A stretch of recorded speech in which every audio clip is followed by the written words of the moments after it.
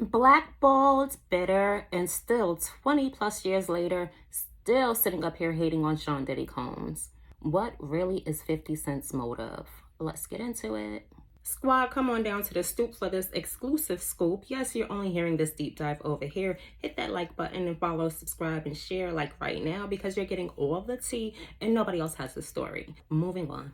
So while 50 Cent is throwing major shade at the only man, Sean Diddy Combs, who gave him an opportunity when everyone had him exiled out of the studios in the United States. I was about to say New York, but no, United States in total. He had to go over to Toronto, Canada to actually tape in somebody's basement. That's how he got on. This man was straight up recording inside of the basements in Toronto, Canada, like he was hiding out from the FBI, and he might want to go back to those basements because, honey, I heard the block is hot. That ain't none of my business. But now here comes the knight in shining armor, at least in 50 Cent's whole situation, right? We have Sean Diddy Combs enters the group chat. He sits there. First of all, we know that he was a bad boy boss. He was an industry giant. And he said, 50 Cent, you know what? Do you want to come work for me? I'll give you a shot. You can ghostwrite for me.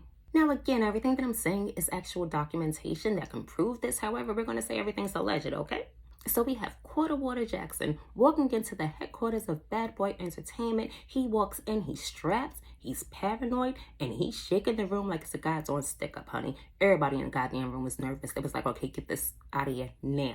Now, I'm totally paraphrasing here, but Sean Diddy Combs says something along the lines of, I don't need this in my life. Once he saw 50 Cent and all the paranoia, I don't need this in my life. And then all of a sudden, the ghostwriting opportunity totally vanished and 50 Cent had to move over to Canada. But honey, this is where the math gets messy. According to public whispers and the deep dives on who's dated who, and if you guys don't know who's dated who, they are like the most reputable, been around for years.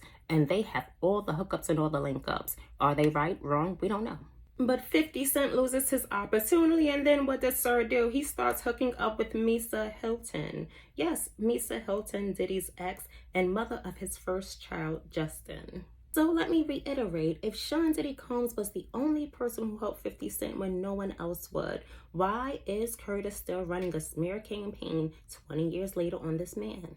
You guys tickle that subscribe button, hit that notification bell, because I promise you part 3, that's where it's going to get super ugly, honey.